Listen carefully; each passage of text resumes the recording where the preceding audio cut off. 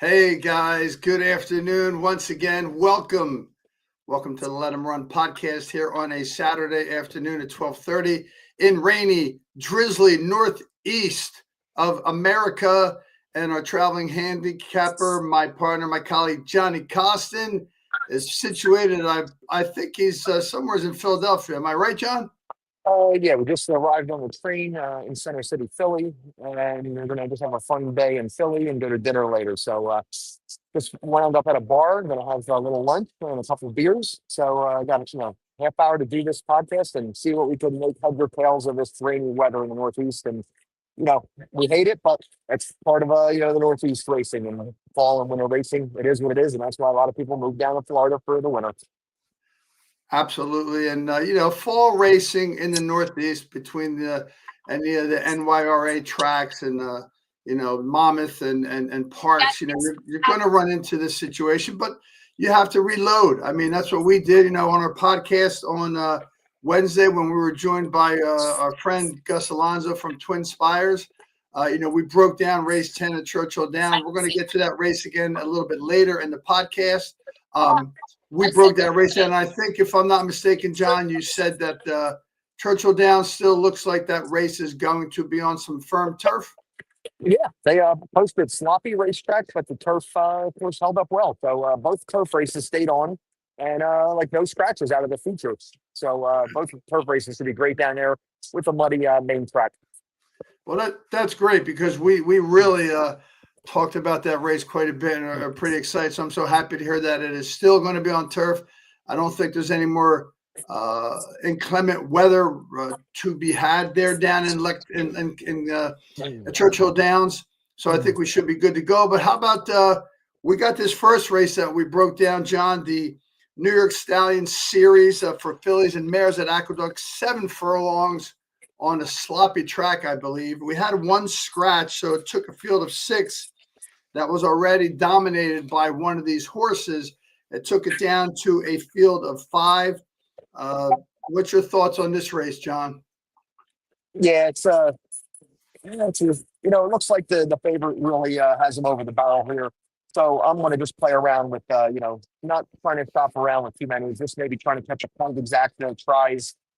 Sunday Girl, with Flavian Pratt, David Duggan looks to have the class edge on these. The only thing is they're off form. The last 3 races really kind of went off form, but maybe because who she was facing, Striker has Dial, nice stake winner for Chief Horse Racing Future Stables, a buddy of mine. So I've been following that horse. I know how good she is. Further, Future is Now, which is a monster on the turf, and Sterling Silver when he gets going. So the 3 that beat him would just be 1-9 in this field. So Sunday Girl deserves to be favorite. I would use the 6 maybe to pick up the pieces and run second. And I know a horse that you're probably going to like as well, Cali Magic, the speed, but can she just keep going? So and it's track is favoring that speed right now with the off track in the mud. So first 2 races were 5 horses on the front end. So I'd play around with the 7, with the 4 and the 6 underneath in tries, and maybe an exacta with a 10 to 1 second. Yeah, you mentioned that horse, Sterling Silver. It's funny, that horse had already, of course, that horse is not in this race, but that horse had beaten 4 of the horses in this race. The one, of course, a scratch, but the Sterling Silver beat the 1, beat the 4, beat the 5, and also beat the 6. So, the 7, sorry. So, I agree. This is going to be a tough race to get any value out of it. I'm going to play just a straight up $20 exacta with 7 over the 4. I like Khalil Magic. I like Silvera on that horse for Rudy Rodriguez. 2 races back on 7 furlongs. It was on a fast track, but he put up a nice buyer speed figure. Came in second at 21 to 1. I don't think we're going to see 21 to 1 on him today, but again, it's just a race that we can check it out. That's going to be going off pretty soon at 110. So let's talk about now the next 3 races that we're going to look at, John, at Laurel Park, races 6, 7, and 8. We took these races and broke them down between the 2 of us. A lot of scratches, John. I think you mentioned that already, right?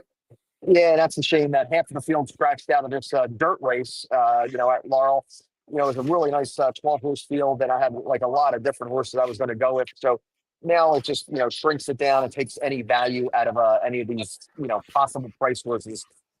I start out with the favorite, which is coming off a very long layoff. That's the question, but he should just get a perfect trip in this small field. Uh, he doesn't have to be gunning to the lead. He might be find himself on the lead in a short field. Um, except for that, what is it? The 9 horse, I believe it is going to be the speed of the speed, and then I could set up the 4 sitting right off that. And I did like the 1, but that was a late morning scratch. Yeah. That's out. The other one I could use here is the 3 horse who always tries. He's right there. He'll be sitting in that 3rd or 4th spot, and if they come running, and then I got 2, 3, 4. Yeah, basically it's them, and I would use the 9 as maybe the speed holding on. So I was going to be like 1, 3, 4, pretty solid, but now it's just going to be lead on the 4, and maybe the 3's the only one that could beat him. So I would lean more towards 3, 4. Yeah, you put together a couple pick 3 tickets of various values. I'll be kind of cycling them through. It went from a field of 12 down to a field of 5, and I think that creates an opportunity, in my opinion, which is why I do kind of like the 9 a little bit. I'm not sure this horse is going to win exactly as you said. Might set up for some of the other horses, but the horse has a tremendous early U.S. time form pace, 127. That blows everybody away, including some of the horses that got scratched that make this horse even a little bit more likely, not likely to get to the front end. I'm quite sure this horse is going to get to the front end. Has been working out well to get ready for this race. Certainly, I think it enhances his chances with a smaller field lining up. But I do think there's definitely a chance for that horse to get into the race early. And if no one really goes with him, I mean, take the money. Honey certainly is the class of the horse, a class of the field that horse is, and also has some speed.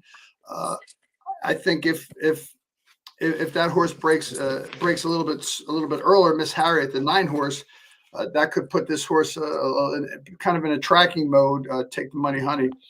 But we'll see. But I put a couple pick 3 tickets up there, John. Before we get to the next race, you had one of your pick 3s right here. Races 6, 7, and 8. You went with the 3, 4, 8, 9 with all on the second race with the single and the 5. That makes that a $24 ticket. The other ticket that you made put out there was this ticket, which is a $10 ticket for playing for $1. You went with the 3, 4, the 1, 2, 3, 5, 8, and then again singling the 5 in the last race. That's a $10 ticket. And then you put another $20 ticket together. Races 6, 7, 8. You singled the 4 in the first leg, and then with the 1, 2, 3, 5, 8, and the 5 in the last race. So I'm going to jump ahead, John, to go to that 8th race and talk a little bit about that 5. And I know you singled the 5. What do you like about that horse to single that horse? We're going to come back to the 7th race after we jump out of order, or are we going to go in order? We can go in order. All right, let's do the 7th race, and I know we'll get to the 8th race because that's where you singled the 5. But how do you feel about, you had some different picks on your pick 3 tickets in that 7th race? What kind of thoughts do you have on that race? I can't separate the contenders, so basically I'm hitting the all button there because I think everyone I can find a case that can win. So every ticket that I put out there has just about is it all 5? 1, 2, 3. Yeah, it's basically all the horses in that race. Let's see. I really don't have a strong opinion on any of them. I think they all can win, and I'm just hoping for the best price out of all 5 of them, and Sure. leaning on the favorite bookends. And this last ticket there's a $4. So if it comes in and pays $25 for a pick 3 or something, and you have it 4, 5, 6 times. You can show an ROI, positive, trying to make something happen with these small fields and these 2, big favorites on the bookends. And hopefully it doesn't chalk out and the favorite wins the middle leg and then you're in trouble. So, I can't, really how much a solid pick. Every ticket I used is using all the horses. So I would use them all equally weighted. I don't lean on any one more than the other. So I just think it's an Yeah. interesting small field. Yeah, the scratches, when we looked at this race before the scratches, we're excited about this sequence in this pick three because there was 12, 11, 10 horses in the field. It was a big field in all three of the races, more or less. The number 6 horse scratched out of this horse. I was interested in seeing Robert Reed's horse run, Maximus Meridius. He was going to be 4-1 in the morning line. I'm looking forward. I put that horse in my virtual stable. I want to see when that horse runs again with Mikael Sanchez on him. But that horse is out of this race right now. So I put together a little ticket. My ticket, in the first leg, I went deep, 3, 4, 8, 9. This just like you, I went with the 1, 2, 3, 8 in this race. I kind of like the 1 dropping down in class. I mean, Yeah. This horse, I think a morning line of 5-1 again. Probably all these lines are going to go down now that the field has been narrowed down. But I went with the 1, 2, 3, 8. I really, really like the 8 in this race. Sheldon Russell and Brittany Russell team them up. They're a pretty solid duo when they get together. It's probably going to be the favorite. It's a morning line favorite now with the scratch, some of the scratches, but definitely not going to be 5-2. Horse has been off about 9 months. Brittany Russell does pretty well off of 9-month layoffs. She's about 30%. She's had this horse working out pretty good, so that doesn't bother me. So that's kind of who I like in that race, John. Yeah, I would. If I was, gun to my head, I would narrow it down to the 1 and 8 as my top 2 selections. The best late pace figure for the 1, if they, mix it up on the front, he'll be the one that's running. And maybe Prince of Jericho comes up a little short as the favorite, and maybe the 1, catches him. But I would lean towards the 1 and 8, but I can't, throw the 2 and 3 out.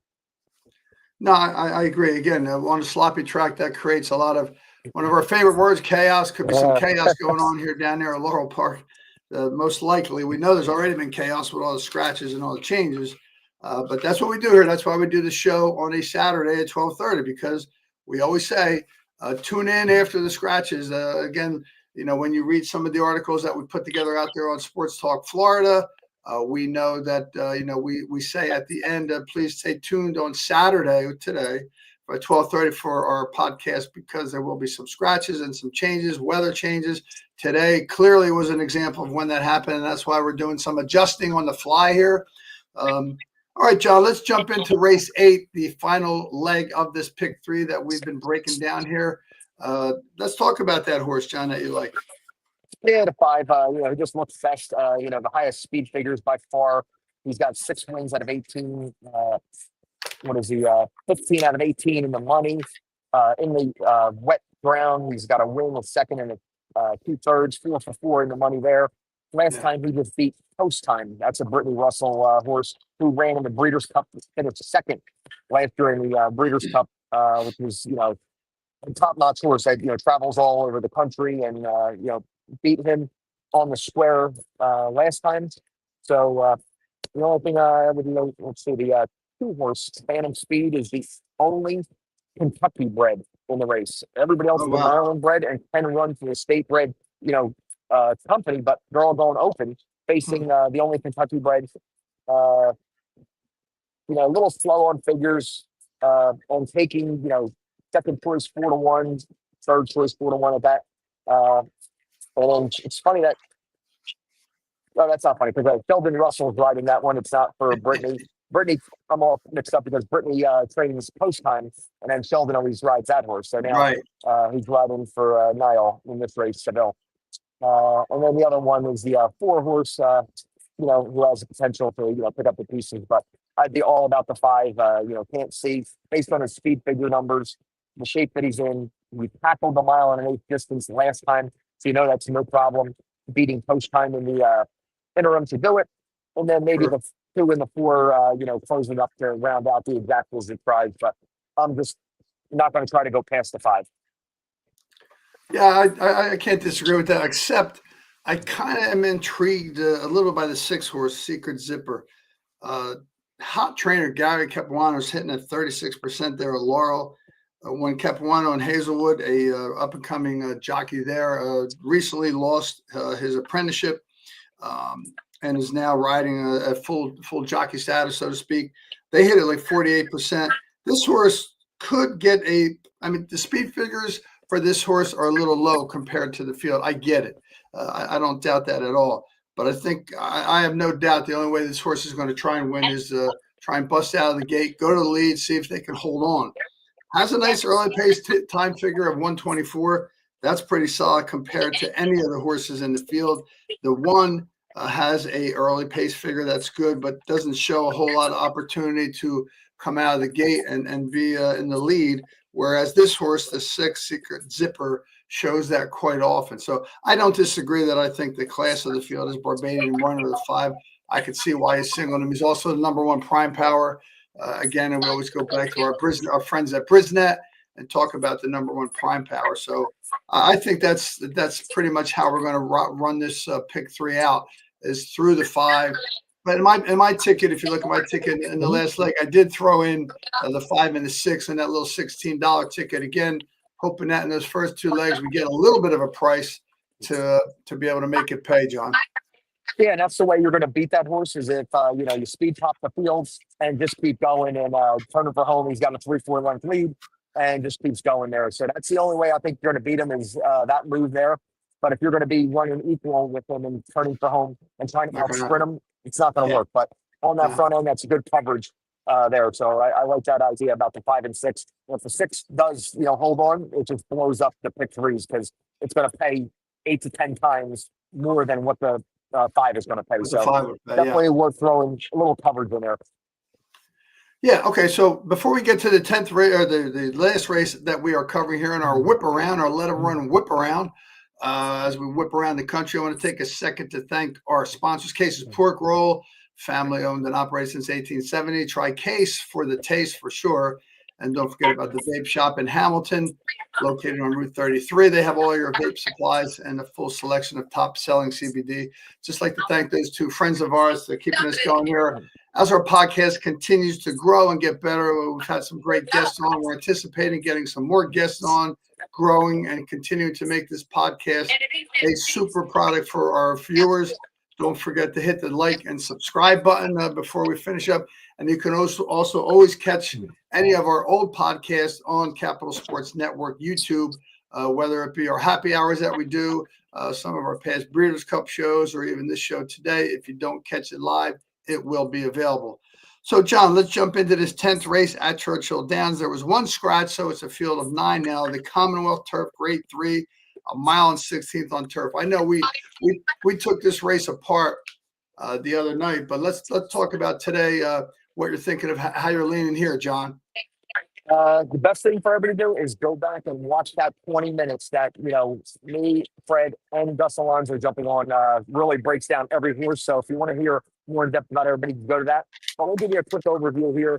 And I thought when I first looked at it, the race was going to be straightforward, and then really deep dive into it. There's so many different ways you could go with this race, and it just shows by the 3 of us on the panel Wednesday night, we basically did go all different ways. And when I heard the points that Gus made and then Fred made, I was taking notes down, and they're right. I mean, it is just absolutely a wide open, great turf betting race. I'm going to try to, hang my hat on the Michael Stidham horse, the 3. Yeah. Traveling around the country, Colonial, Kentucky Downs, Cleveland, Churchill, and he just keeps showing up and, almost undefeated. Now he's getting the acid test. Can he jump in the stakes company? But the only way you're going to find out and get this price on him is take a shot with him here, because if he does, step forward, he's going to be one of the leaders in that, turf division moving forward next year. But, he did face overs the last 3 times. Now he's back in with straight 3-year-olds. Michael Stidham for Godolphin, so he's spotting them very well. And they have high hopes for this horse. So I give him a shot at 5 to 1, and hopefully you get that. The other one, the 2 troubleshooting, coming out of that, Cleveland race where he won, and he won the Grade 1 at Kentucky Downs.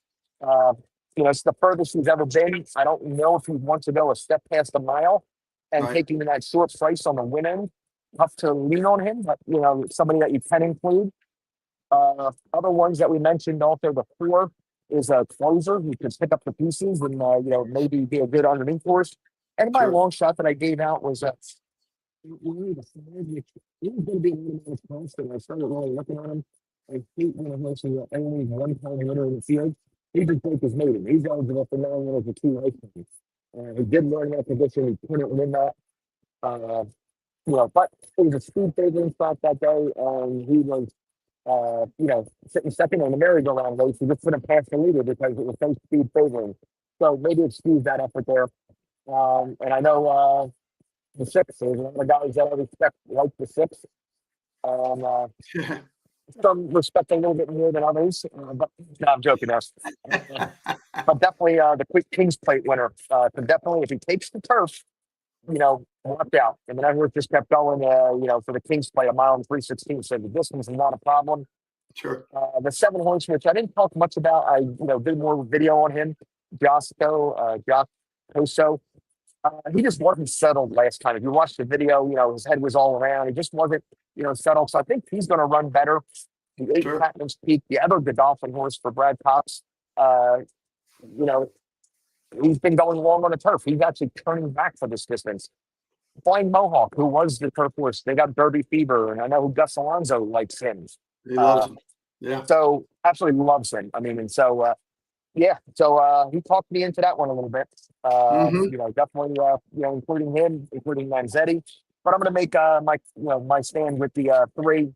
Hopefully I get 5-1 on that and play around with all the other ones we mentioned.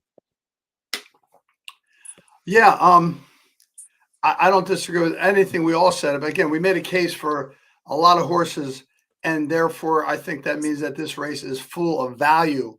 When we put our picks together, it looks like in terms of any favorite, the 2 and the 3 was our most common thread that myself, yourself, John, and Gus put together. So that was something I think that made a difference in terms of who we liked. But then as far as long shots go, again, you mentioned the 9 Flying Mohawk. Gus loves him. He said he hopes he goes down to Gulfstream Park so he could see him in person there. He said he's a big monster of a horse. And I don't disagree. He is getting blinkers on. We talked about why that can be a plus or a minus. His workouts didn't exactly jump off the page when assuming he had the blinkers on for those last couple of workouts he had. The 10 scratch Simulate, we didn't talk too much about that horse. We don't think he had a big chance anyway, but he was the only scratch. And then of course the big horse 6 Manzetti, being ridden by possibly my new favorite jockey, the babyface. Maybe your favorite nickname. Your favorite nickname, maybe. Well, if he wins this race, he'll be my favorite jockey too. Yes, he will. Pietro Moran coming down from Woodbine.